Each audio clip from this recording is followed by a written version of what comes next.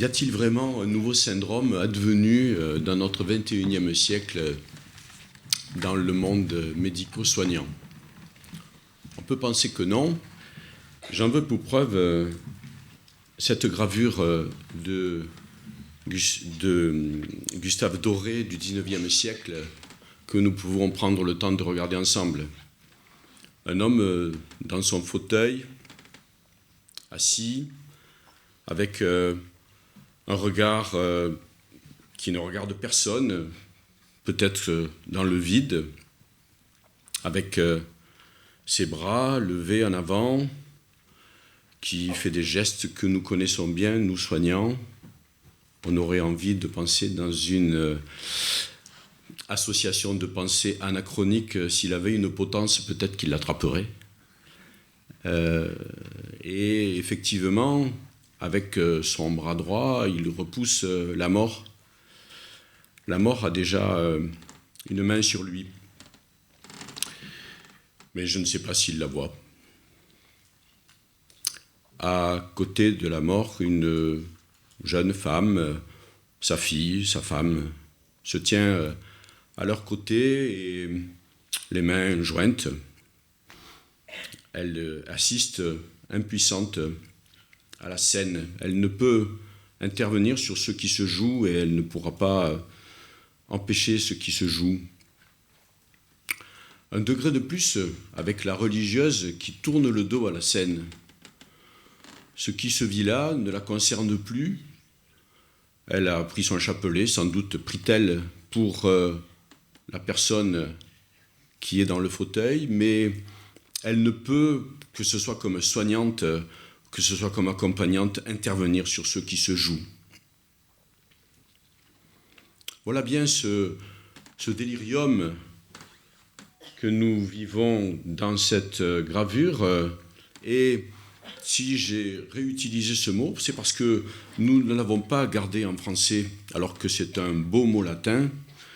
Et nous n'avons gardé en français que le délirium tremens, ce sevrage de l'alcool qui produit des symptômes de l'ordre du délirium, puisqu'il n'y a pas de différence fondamentale entre des déliriums qu'on va retrouver dans la littérature internationale, délirium gériatrique, délirium post-réanimation, post-chirurgie. Il existe aussi un palliatif délirium.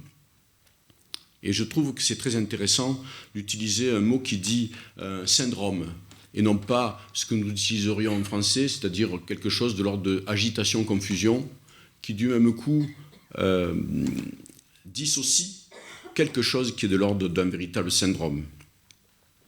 En latin, effectivement, le mot, c'est sortir hors du sillon. En culture agricole, on voit bien ce que cela représente. Donc, un laboureur, eh bien, il faut qu'il reste dans la ligne.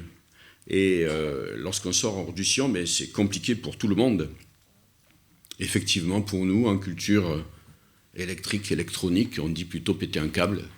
Voilà, donc voilà, je trouve que c'est très intéressant de pouvoir utiliser cette dimension et vous allez retrouver en traduction anglaise cette définition. Le délirium est une complication neuropsychiatrique commune chez les malades en cancer avancé, affectant 50% des patients en unité de soins palliatifs et autour de 93% avant décès.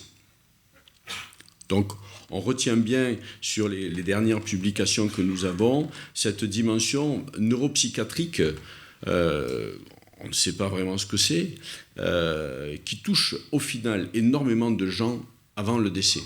Donc là, on l'a gardé en dimension de cancer avancé, mais notons quand même au passage, et cela a été dit de façon détournée, que ce soit par Jérôme, que ce soit par Aurore, finalement, ça nous concerne tous et il existe apparemment des personnes qui arrivent à décéder.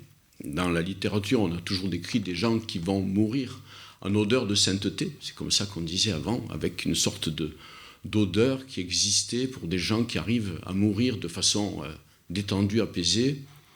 Constatons que dans notre pratique, si cela existe, cela est bien rare.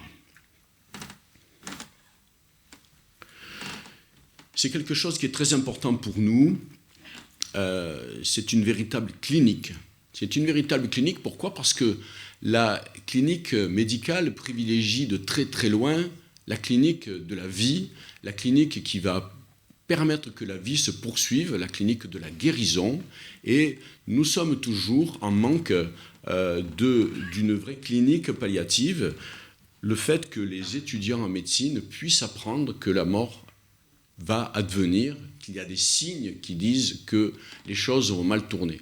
Ça me paraît très important parce que en travaillant, en étudiant pendant des années le fait qu'il faut guérir, qu'il faut sauver des gens, on ne voit plus, au sens propre du terme, qu'il y a des événements qui vont se produire là, qui vont peut-être amener à la mort d'une personne. Et il me semble quand même embêtant pour un médecin, que ce soit la famille ou les soignants qui lui disent, là, tu vois, là, il me semble que le malade, ça va pas bien le faire. Et il va peut-être bientôt mourir. Et nombre de médecins sont en difficulté avec cette réalité parce qu'ils ne l'apprennent pas tout simplement. Et donc je plaide depuis plusieurs années pour qu'une véritable clinique palliative existe, pour que des signes, dont nous parlerons un tout petit peu, et dont le syndrome palliatif et le délirium palliatif fait partie, soient vraiment utilisés et étudiés. C'est une complexité parce que bien sûr ce n'est pas si simple et qu'effectivement il y a des diagnostics différentiels importants et que c'est un diagnostic d'élimination. C'est aussi une prise en charge pluridisciplinaire. Ce sont les soignants qui sont au devant de la scène, qui sont au contact des corps, les aides-soignants, les infirmières, qui voient ce qui se passe, qui vont pouvoir alerter éventuellement sur tel ou tel symptôme et venir dire au médecin, écoutez, là il se passe ça, il y a ça, est-ce que vous ne pensez pas que? Et c'est une véritable recherche pour les soins palliatifs, puisque, encore une fois, dans ce délirium palliatif, qui est un signe clinique, il y a toute cette dimension de recherche clinique dont je suis en train de vous parler, qui reste encore à débroussailler, à découvrir. Sans doute, vous, les soignants en particulier, être au contact de signes qui gagneraient à être validés, reconnus, comme un de ceux dont nous parlerons tout à l'heure, qui est le déshabillage que nous avons mis en évidence dans notre unité. Bien entendu, le délirium est mal reconnu, mal diagnostiqué, sous-traité. Sous-traité pourquoi? Parce que mal diagnostiqué et mal reconnu. Je vous ai mis cette citation de Henri Bergson, « L'œil ne voit que ce que l'esprit est prêt à comprendre ». On ne peut voir que ce que l'on a déjà dans notre tête. J'utilise souvent cette métaphore aussi du VIH. Si vous avez une pneumocystose pulmonaire, une toxoplasmose cérébrale, un kaposi cutané, aucun rapport. Si vous n'avez pas déjà la compréhension qu'un syndrome d'immunosuppression va permettre ces différents signes, eh bien, vous n'allez pas pouvoir faire le lien.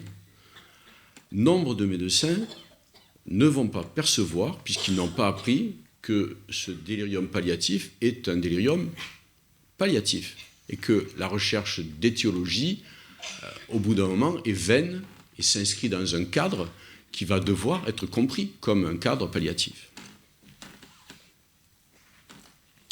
Le maître mot de ce syndrome, et c'est toute la difficulté, c'est la notion de fluctuation. Donc, petit à petit, des signes vont se mettre en place avec ce qui a déjà été évoqué. C'est pour ça qu'on est dans la continuation, finalement, du déni. On va avoir un patient qui va être tout à fait conscient, qui va pouvoir vous dire, finalement, là, je sais bien que j'en ai pas pour très longtemps, et quelques minutes après, quelques heures après, ou une demi-journée plus tard, va être dans une confusion, dans quelque chose qui ne va pas être adapté. Et donc, un soignant va passer près de lui, il va dire il fait n'importe quoi, ce monsieur, et puis le soignant suivant va dire mais non, il est tout à fait bien, ce monsieur, il est tout à fait au clair, il n'y a pas de confusion. Et donc, on va rester comme ça, à flotter un jour, 2 jours, 3 jours, une semaine, avant que ce puzzle se mette en place et que l'on comprenne ce qui se joue. Vous voyez une autre définition dans un autre article, on retrouve ce mot « croître et décroître en quelques heures », ces fluctuations qui sont finalement une gêne pour le diagnostic. voyez ce qu'on retrouve dans la littérature internationale, c'est-à-dire beaucoup de questions et une recherche éventuelle de causes et d'explications, on va dire, physiopathologiques.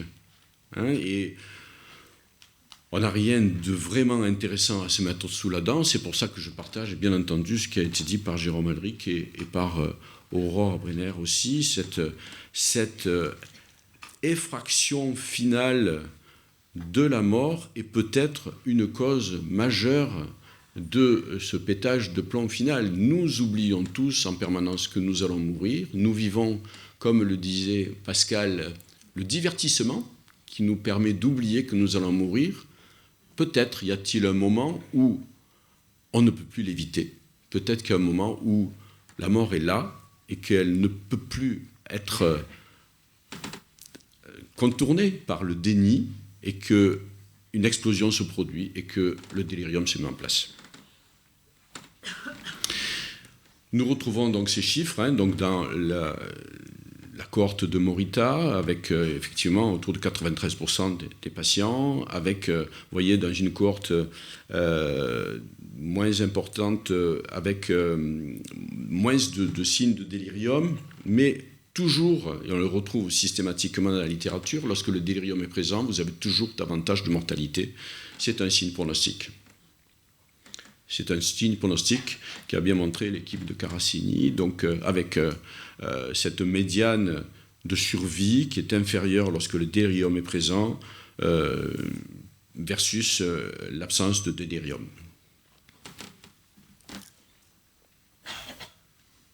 Alors, parlons clinique, que beaucoup d'entre vous connaissent depuis la difficulté à rester en place, à dormir, à penser relativement modéré, à la crise dans ses aspects les plus aigus. Voilà, ce patient, vous le connaissez bien, c'est ce patient qui risque de sauter la barrière. Parfois, au début, on peut avoir des choses plus ordinaires, une simple confusion, désorientation dans le temps, dans l'espace, des personnes, on ne se rappelle plus bien. L'inversion jour-nuit, qui est souvent très précoce aussi, qui se met en place. Et puis après, vous avez des choses qui sont beaucoup plus parlantes, impressionnantes. Le patient, moment, mal à l'aise, veut se lever, se déshabiller, repousse les couvertures, accroche la potence, les barrières, les mains. On va retrouver une répétition de l'expression verbale, des complaintes douloureuses, des gémissements. Les hallucinations, c'est un signe, c'est un symptôme clinique qu'il est très intéressant d'aller chercher, qui est souvent oublié, qui est peu exprimé par le malade lui-même par définition, encore que parfois il va pouvoir le dire, j'ai vu quelque chose, mais que vont pouvoir capter davantage sa famille, qui va passer plusieurs heures avec le patient et qui va dire, tiens là, à tel moment il a vu un truc, il n'y avait rien, voilà. Et c'est quelque chose qui n'est pas facile à exprimer parce que justement, on retient davantage cette dimension de folie qui est difficile à exprimer, qui est difficile à accepter, et donc les proches ne vont pas forcément vous le dire spontanément. Ils vont laisser glisser cette dimension. En équipe mobile, nous avons l'habitude maintenant d'interroger cette dimension, et très souvent, on retrouve cette dimension. Lorsque le délirium est très installé, les gens avouent, disent « bah oui, il y a eu des trucs », ou le patient lui-même dit « bah oui, je vois des choses agréables ou désagréables ». Il peut y avoir des déliriums qui sont plus sympathiques que d'autres. Le mal partout, assez souvent aussi, lorsque vous interrogez les personnes qui sont dans cet état un peu complexe à définir, lorsque vous posez la question « est-ce que vous avez mal ?», certains vous disent « partout ». Ce mal partout, il n'est pas amélioré par les morphiniques, il est amélioré par l'aldol. Et donc, c'est quand même intéressant à le connaître. Et c'est quand même, là aussi, une chose importante à noter. Bien sûr, la dimension d'angoisse est présente, comme le manifeste ces deux petites études que je vous ai glissées là. Donc, quand le délirium est présent, les interdoses douleurs sont plus fréquemment utilisées dans la soirée et la nuit que quand le délirium est absent. Tout ceci émerge davantage la nuit plutôt que le jour. Même chose pour cette étude, vous voyez, donc prédominance nette entre 20h et 6h du matin. On va retrouver très souvent dans cette inversion jour-nuit, cette dimension que vous allez avoir, c'est-à-dire que votre patient va être agité toute la nuit, au matin il se calme, donc on dit le problème est rentré dans l'ordre, il n'y a pas de difficulté, la journée va bien se passer, bon, donc on ne prépare rien de particulier parce que tout va bien, tout est rentré dans l'ordre, et la nuit suivante, rebelote, le patient va être agité, confus, et cela peut durer pendant parfois plusieurs jours.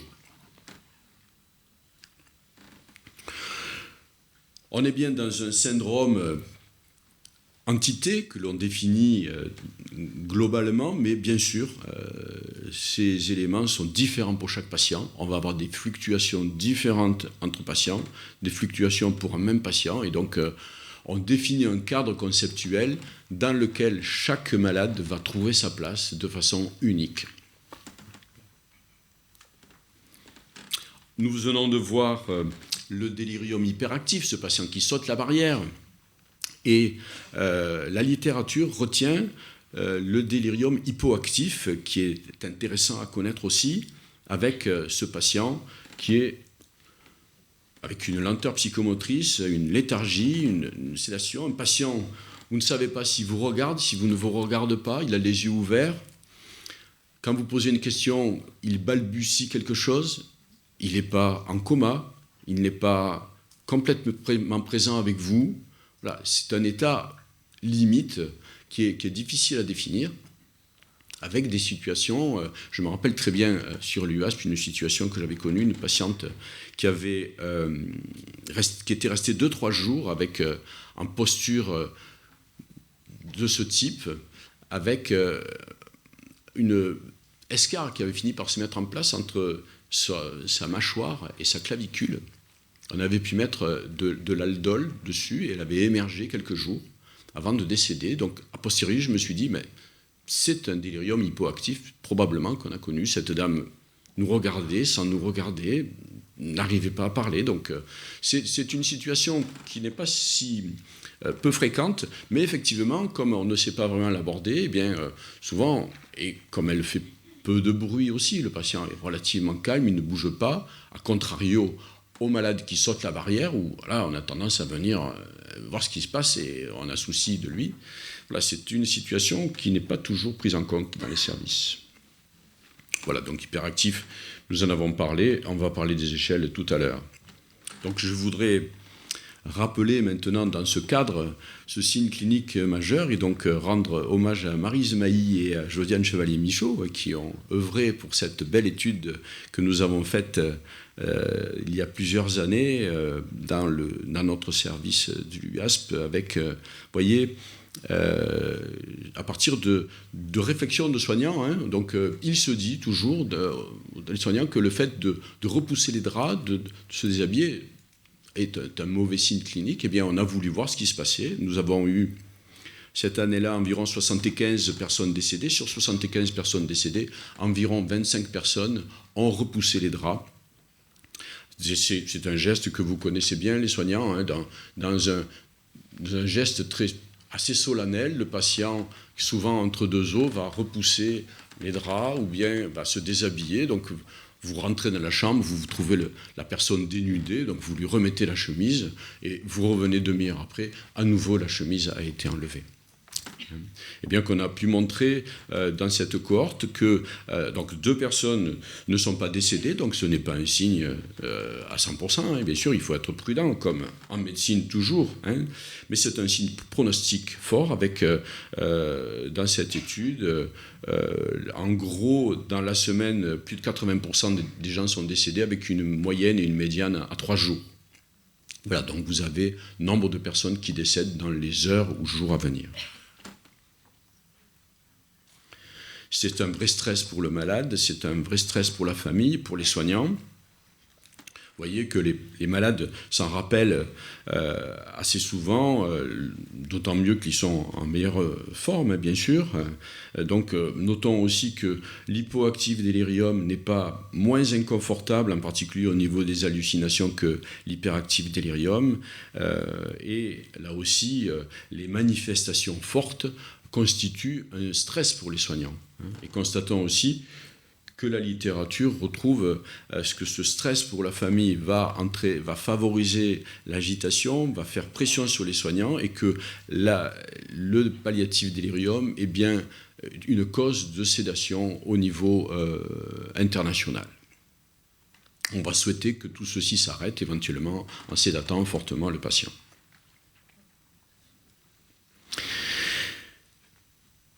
Donc, bien sûr, c'est un syndrome qui, pour mes collègues médecins, n'est pas différent d'autres syndromes pour lesquels il va falloir chercher des étiologies, et pour les soignants aussi. Il va falloir éliminer, bien entendu, la constipation, le fécalome, les problèmes de rétention urinaire, les problèmes de sevrage, les problèmes médicamenteux, les problèmes métaboliques. Il va falloir éliminer les problèmes infectieux, les problèmes d'encéphalopathie, les problèmes métastases, Jérôme en parlait, les problèmes d'anémie. Voilà, donc on va effectivement le plus souvent faire des recherches avec imagerie, prise de sang, mais il va falloir aussi s'arrêter dans cette recherche. Et donc j'ai pu parfois voir des situations où on va faire 5 prises de sang, on va faire 3 imageries à la recherche de quelque chose qui n'existe pas, parce qu'on peut ne pas trouver quoi que ce soit dans ce délirium palliatif. Il va falloir prendre en compte ce syndrome dans cette globalité. Comme par hasard, on a une personne qui est en cancer multimétastasé, qui est en train de se dégrader, qui est en anorexie, qui a commencé à avoir des difficultés respiratoires, qui a peut-être des œdèmes qui mettent en place, et on se retrouve avec quelqu'un qui commence à avoir une agitation-confusion. Donc peut-être que cette agitation-confusion, elle rentre dans ce cadre. Donc, en continuant encore sur cette élimination des causes possibles, vous retrouvez tous ces éléments. Vous voyez que la notion de médicament est conflictuelle et discutable. Ce qu'on observe de plus en plus actuellement, c'est l'augmentation morphinique forte qui favorise ces déliriums. Il suffit simplement de baisser les doses au moins de 25% de la dose morphinique qui a été montée rapidement. Le patient retrouve du même coup le lendemain un état de conscience normal, ce qui ne va pas être le cas si vous avez un délirium palliatif qui est sous-jacent. Donc vous avez parfois effectivement des augmentations de dose dans le cas d'un délirium palliatif, donc ce n'est pas toujours évident de faire le diagnostic différentiel. Bien sûr, là aussi, plus la personne a un statut, performance statut, c'est-à-dire son état général dégradé, plus le risque que vous soyez dans un délirium de fin de vie est important. Il n'y a pas de lien entre la cause du délirium et le type de délirium, hypo ou hyper. C'est important que, encore une fois, je l'évoquais en début de ce montage, qu'on s'interroge sur le sens de ce syndrome, et donc intérêt, encore une fois, d'intégrer les autres signes cliniques défavorables dans la réflexion, l'altération de l'état général, l'anorexie, la dyspnée, les œdèmes, prendre en compte la situation dans laquelle se trouve le malade pour pouvoir s'en servir, pour pouvoir ajuster au mieux les thérapeutiques pour nos patients, puisqu'on est bien là au cœur de la question palliative, ajuster au mieux les thérapeutiques, les soins pour ce dont a besoin le patient. Donc c'est un moment de réflexion où on va pouvoir réfléchir à la proportionnalité des investigations et des thérapeutiques. Le délirium peut être un temps interrogeant l'obstination raisonnable ou pas pour le malade. Nous sommes tous au service de cette dimension d'ajuster les thérapeutiques pour qu'on ne se retrouve pas à faire des chimiothérapies 2 heures avant le décès d'un patient, pour qu'on ne se retrouve pas à faire des imageries le jour du décès du patient, pour ne pas changer une sonde vésicale 2 jours avant le décès du patient. C'est toute cette question de la clinique palliative qui gagnerait à être encore mieux approfondie pour que nous nous ajustions au mieux aux patients. Il y a de nombreuses échelles. Je crois que j'avais regardé qu'il y a 17 échelles qui sont retrouvées au niveau international, qui nous permettent de voir tous ces éléments un peu plus détaillés. Vous voyez, cette échelle du CAM retient le début soudain et la fluctuation des symptômes, l'inattention, la désorganisation de la pensée, altération de l'état de conscience, considérant que c'est le cœur de la question. Derrière, il décline des orientations, les troubles mnésiques, les hallucinations, les agitations et la perturbation rythme veille-sommeil. Le MDAS va à peu près utiliser les mêmes approches, avec par contre une forme de cotation, ce qui vous permet éventuellement de suivre avec un chiffrage l'évolution du délirium. Vous retrouvez à peu près les mêmes thèmes. Très intéressant le NUDESC qui a été développé au Canada pour le corps infirmier, où en 1 minute vous pouvez dire s'il y a un délirium ou pas. Donc 4 points: désorientation. Y a-t-il une désorientation? Oui, non. Y a-t-il une communication inappropriée? Oui, non. Une conduite inappropriée? Oui, non. Et des hallucinations? Oui, non. Si vous avez 4 oui, vous avez un délirium, avec le 5e point étant le retard psychomoteur pour l'hypodélirium.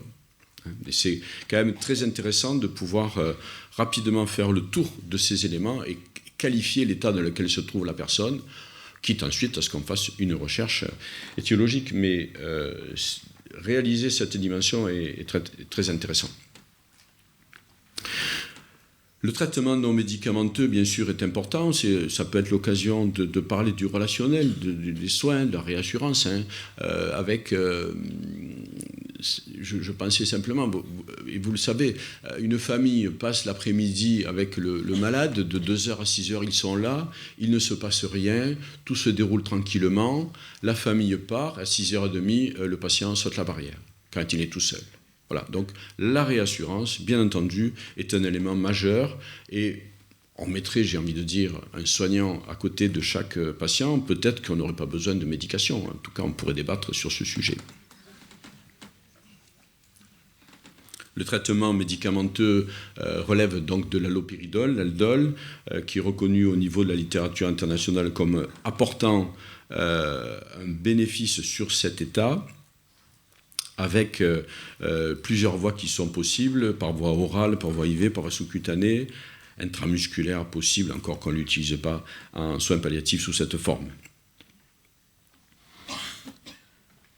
Vous voyez les doses qui ont pu être utilisées dans cette étude, jusqu'à 240 mg dans cette étude de pharmacocinétique. Donc on n'en est pas là. Le plus souvent, on utilise la voie sous-cutanée puisqu'on n'a pas l'AMM par la voie intraveineuse.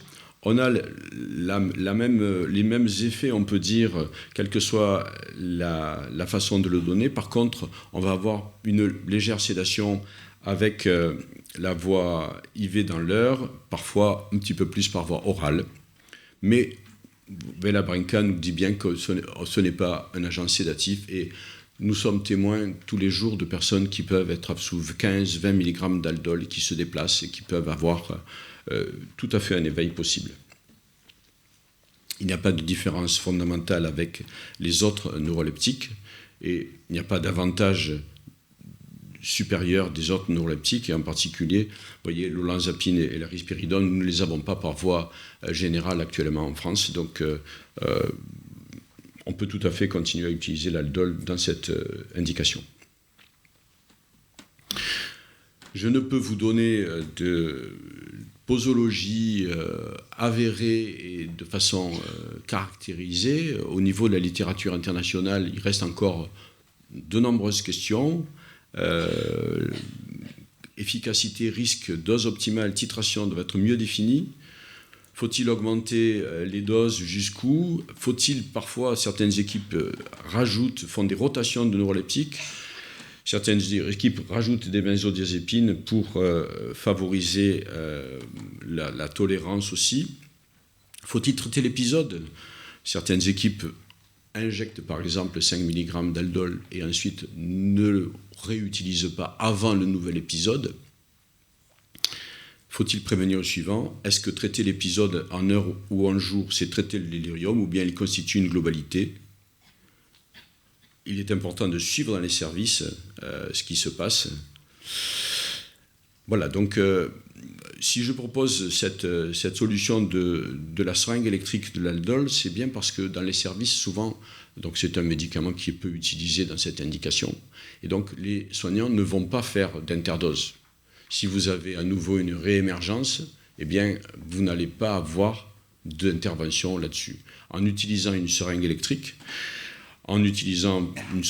avec un minimum de 5 mg, en moyenne, on se retrouve avec du 10, 15, 20 mg par 24 heures. Vous assurez une constance et en poursuivant donc les accompagnements, moi je travaille beaucoup comme ça, donc avec le Laldol sur 24 heures et le midazolam jour-nuit, une dose de nuit qui assure le bon sommeil du malade, et le midazolam jour qui est bien moindre, qui permet une vigilance. On peut accompagner, dans le meilleur des cas, des gens très loin dans leur accompagnement jusqu'en fin de vie avec un éveil et un sommeil la nuit.